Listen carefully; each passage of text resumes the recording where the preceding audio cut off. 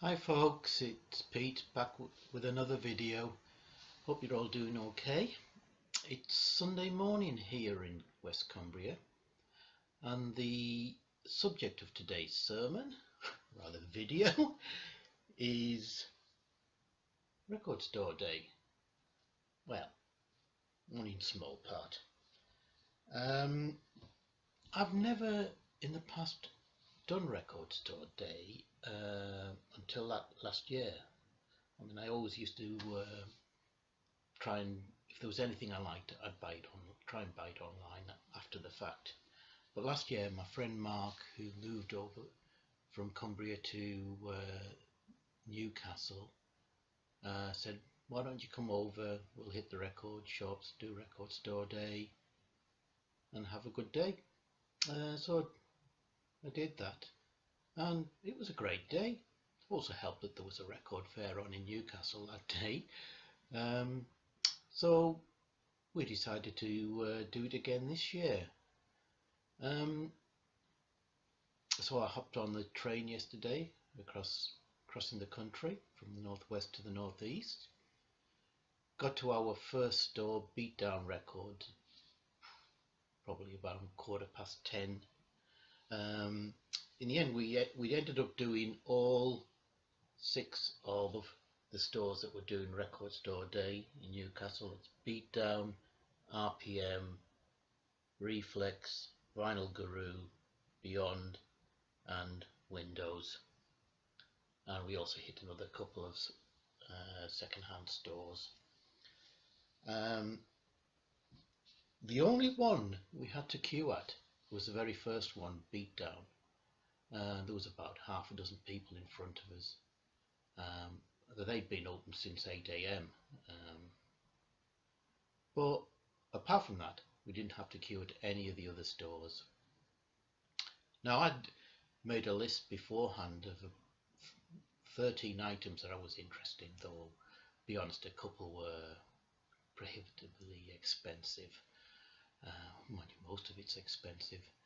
And a short list of 5. During the course of the day, I saw 11 of those 13. So, to be honest, it doesn't seem like there's a real reason to get there at 4 in the morning or whatever and queue up. You can turn up later in the day and probably find what you wanted. I mean, at the end of the day, I went back when I was going back to the train, I went back into Beatdown, and they still had stuff left there, including quite a few copies of the Pink Floyd, which a lot of people were saying was going to sell out. So, as I say, it was a great day. Enjoyed it. Didn't have to bother with all that queuing palaver. So let's get on with it, and I'll show you what I got from Record Store Day itself. I only ended up buying 3 of the 5 in my short list because they are expensive. I tend to go for stuff that hasn't been released on vinyl before. The first one is one of my favourite groups, and that's Hawkwind with the 1999 party. This was recorded live in Chicago Auditorium, March the 21st, 1974. This came out on CD a number of years back, which I've got. And it's a great album. It was a tour they did of the States with the Welsh band Man, another of my favourites. This was, I think, Lemmy's last tour with the band. This was, I think, the tour in which he got done for drug possession, or alleged drug possession, and post that tour ended up getting sacked by the band, which is pretty good. You go and get you sacked by Hawkwind for drugs. Anyway, it's on the Hawk label, I think, and it's just standard vinyl. The black vinyl, sorry. Looking forward to that. I know this is an excellent album. features a lot of my favourite tracks, like Paradox, You Better Believe It, It's So Easy, Psychedelic Warlords, Disappearing Smoke, Master of the Universe. Excellent stuff. Down there. The second one that was on my list was the Emerson, Lake and Palmer live album, live at Pocono International Raceway, USA, 8th of July 1972. Obviously a prime period for the band. Side 1 of this is taken up by Tarkus. Side 2 is Take a Pebble, Lucky Man, piano improvisations, and Take a Pebble reprise.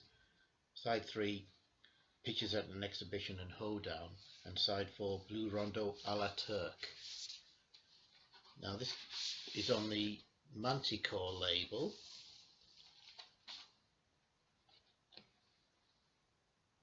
and comes in this horrible yellow vinyl, a bit garish, but the second disc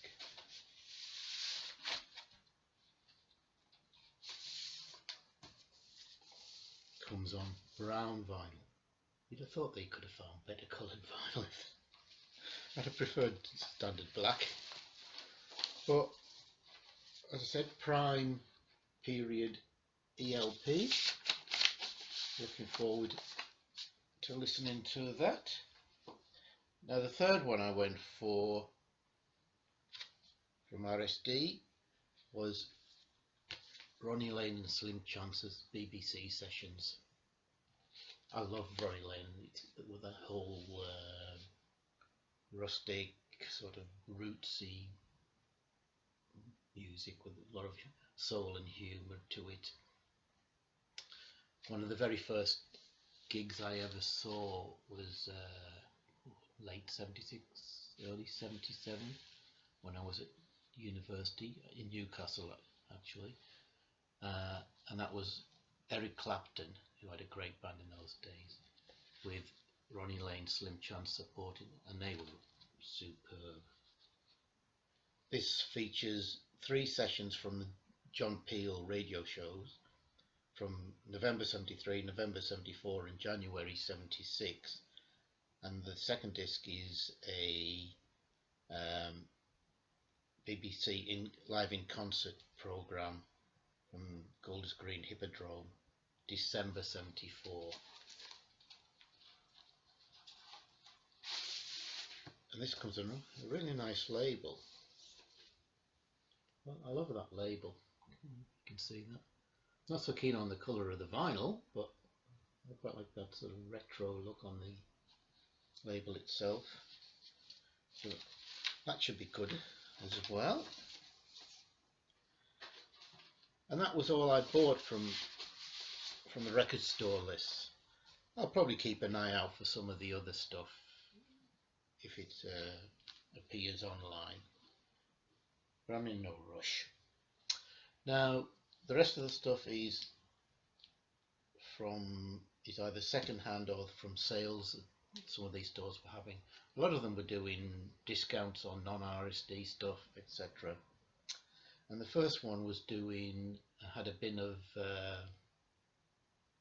new sealed items for I think 2 for $20, and my friend had a loyalty card. That was at B-Town actually, and he shared his discount with me, so I got him a bit cheaper than that as well. The first was the excellent Jade Warrior. I think I've got this on CD somewhere.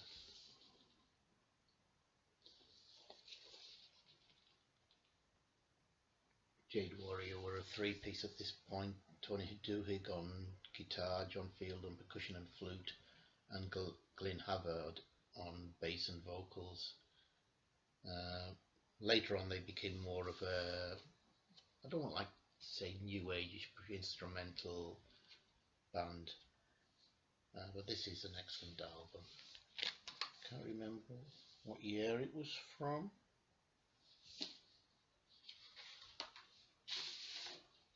It's been done by Repertoire. Oops, upside down for you. There you go. Don't think it gives the year there. 1971. Excellent stuff.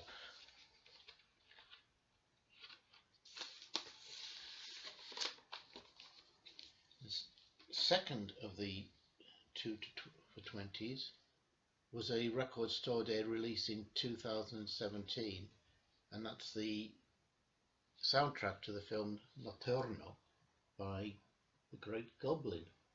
Sorry about the glare. Oops, on there. Never seen the film, never heard the soundtrack, but it should be good.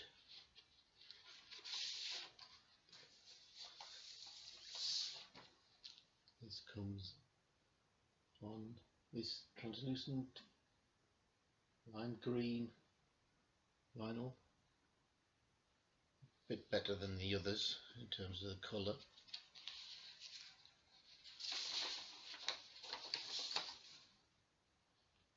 It also comes with an insert about the film. It seems that this was done as a 100-minute film version, but also Rai Uno put out a 420-minute TV version over 7 episodes.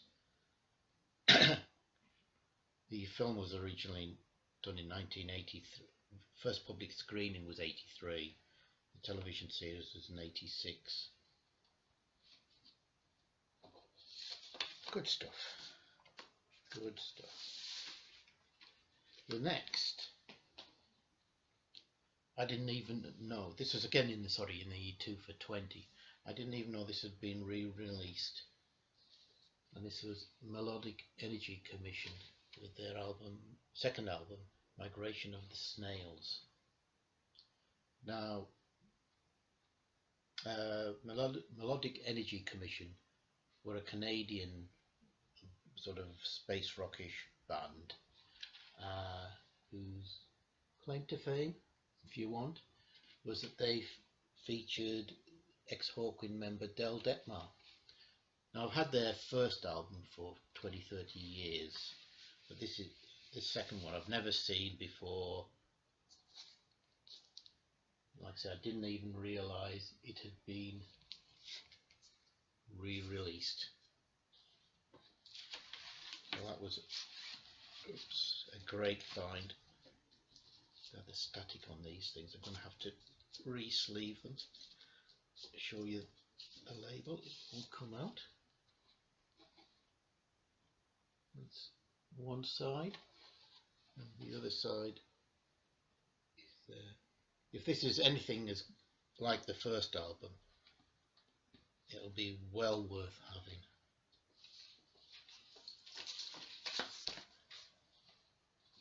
And the final one of that batch of 2 for 20 was the first Steamhammer album, self-titled or sometimes known by the name Reflection. Now, I don't own any Steamhammer,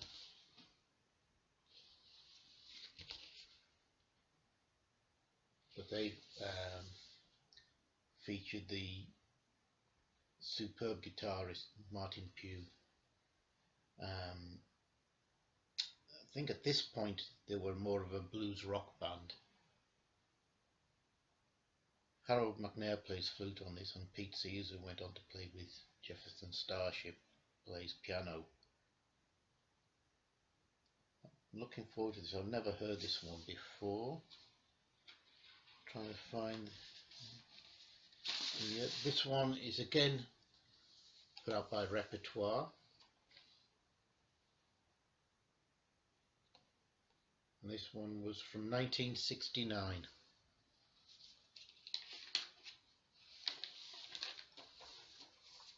I think later albums went into a more jazzy, progressive vein, even krautrockish.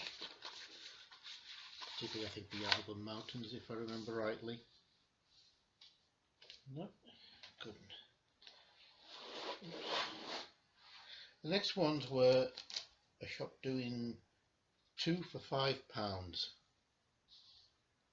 It was a struggle, to be fair, to find two, or to find the second one anyway. First one I got was Star's End by David Bedford.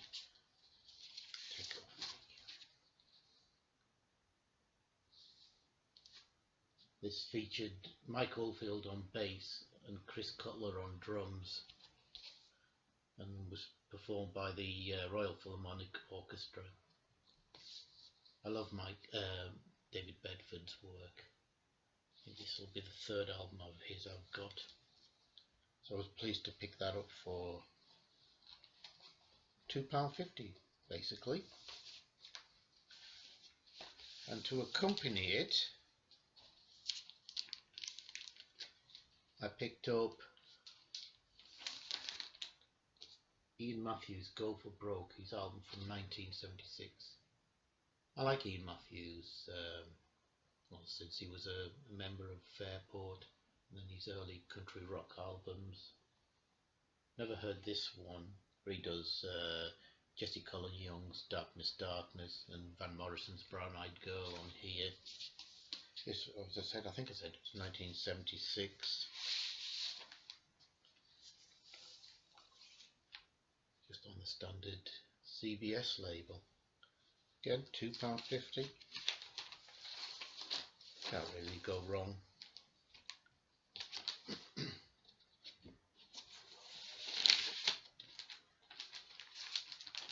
Put that back. Bear with me.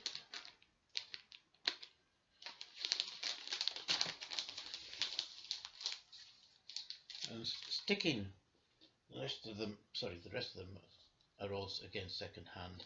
So sticking with the Ian Matthews link, this was his band Southern Comfort. Matthews Southern Comfort, with their album later that same year. Cover's a bit knackered, but hopefully the record will play well. This was their album from 1971. I think this is an American pressing on the Decca label, and this is the album which featured their version of Woodstock, which at least over here was a big hit. Let's see, it's on the Decca label. I like that label. I don't think I've got anything else with that exact same label. I like that. I like the other Matthews Southern Comfort stuff that I've got. So that one, again, should be quite good. It was very cheap. I think mainly because of the quality of the cover. And then I picked up Steve Hackett's very first album, Voyage of the Acolyte. I don't hope you can see that. I don't own anything on vinyl by Steve Hackett. That cover. Except for when he was within Genesis. I think this was recorded while he was still in Genesis before he left. It's a really good progressive rock album in that sort of similar vein. In fact, Mike Rutherford and Phil Collins both play on here. Right, carrying on. I am a big, massive Deadhead. I love the Grateful Dead. So when I saw this, which I'd been looking for online for ages, I had to pick it up. And again, this was ultra cheap. This is Bob Weir's very first solo album, Ace, from 1972. Again, I think this is an American pressing on Warner Brothers. This is basically the Grateful Dead album, because all the members of the band, Kreutzmann, Lesh, Garcia, Godshaw, the two Godshaws, all back him on this. And I think all the tracks, virtually all the tracks, were became dead standards live. Greatest story ever told, Black-throated wind, playing in the band, Looks like rain, Mexicali blues, One more Saturday night, and Cassidy. Excellent stuff. Nice. You can see photo of Saturday, September the 23rd, 1917, Burbank, California. On the other side, adverts for double albums that they were selling for $2 each. And some of this looks really interesting. I've never seen these out in the wild. I don't know if many people in the States have got them, but you know, the acts are on here, you know, Beach Boys, Fleetwood Mac, Jethro Tull, Family, The Kinks, Joni Mitchell, Neil Young, Pentangle, Mothers of Invention, Grateful Dead, Jimi Hendrix, T-Rex, Deep Purple, Ry Cooder, Alice Cooper. They look interesting. I wouldn't mind getting one. So that's just on Warner Brothers. Really, I was really pleased to find this. As I say, I've been looking to try and find a decent copy online for ages. Never see it. I've never seen it in any other record fairs or anything. So I'm pleased with that. Sticking with the Dead theme, or more specifically Bob Weir, I picked up Kingfisher's Trident. Now Bob Weir was I think an original member. I like to say he was on their first album, Kingfishers. He's not on this album. This is their album Trident from 1978. It's a UK pressing on Jet Records. But I love the first album. I've got a live album that's really good. They were a really good band.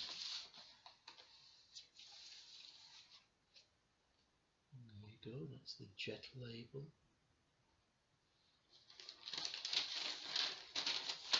And on here, I just noticed, I didn't know, was the drummer is Joe English, who went on to play with Paul McCartney and Wings. Excellent. Only 1, 2, 3, 4 left. Next one is a sort of grail for me. I've loved this album since I first heard it, but I've never, keep on looking for it, again never found it until yesterday, and that's The Alchemist by the band Home. This was a sort of prog concept album.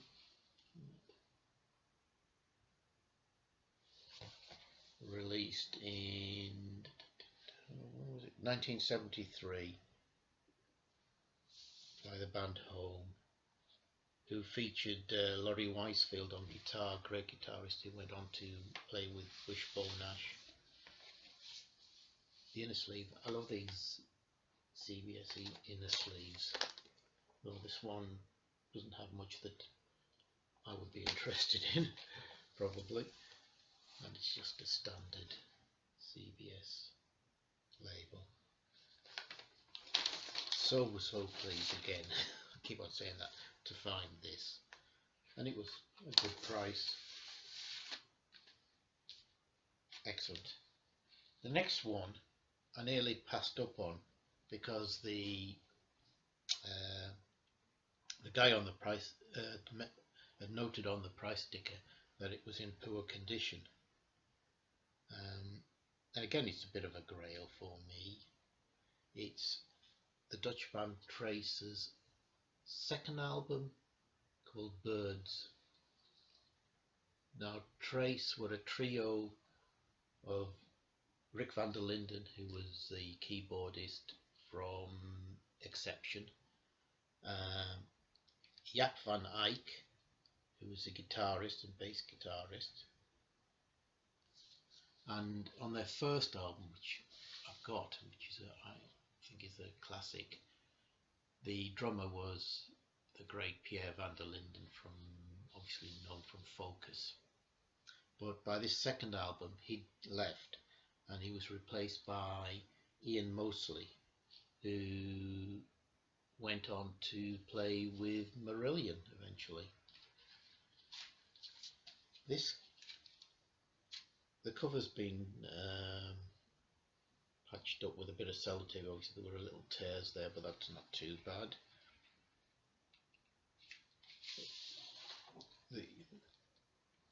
The insert pulls out. You've got the artwork, and then on the back the cartoon, which I never knew about. Now, like I said, he said it was poor, so I didn't even bother originally even looking at the vinyl. But as I was paying for something else, I mentioned this album, and he says, well, have a look at it. So I took it out, and yes, it looks absolutely knackered, to be fair. There's scratches all over it. You won't be able to tell. It's on the Philips label, but it looks really bad. So he said, well, let's give it a spin, because he had a record player there. And we played it across 2 tracks, one on each side, that looked like they had pretty bad scratches. And to be honest, it played pretty darn well. So, I mean, he wasn't asking a lot for it. So I thought, I'll take this, I'll give it a clean up. As I say, I've never seen it in any record shops. I've been looking for it for a while. So hopefully it won't be too bad. At the very worst, it can be a placeholder until I can find a better copy, but they tend to be fairly expensive. At least they are on Discogs, I think. So I'm taking a bit of a chance, but I wouldn't have bought it if I hadn't heard it being played by the guy. But I'm really pleased with that. Should be really good.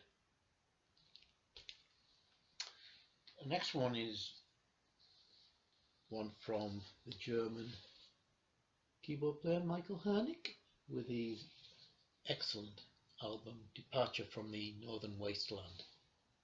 Got this on again, another one I've got on CD. Excellent stuff.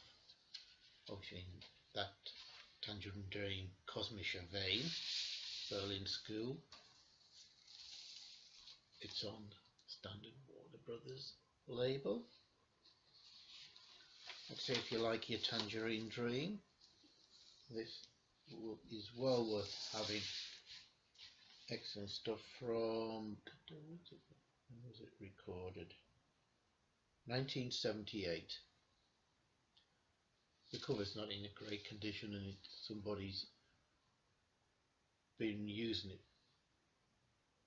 when they've been writing notes on top, so you can see the impression of the numbers they've been writing. But hey, as long as it plays okay, I don't mind too much. And finally, if you watched my video on my return to the RSD and the vinyl tag for 2019, I said that my best find of 2018 had been from last year's record store day, when I found a copy of the German synth prog krautrock band Novalis' first album, Banished Bridge, which I was really pleased to find. And yesterday, in the very same shop that I found that album, I found their 4th album, Brandung.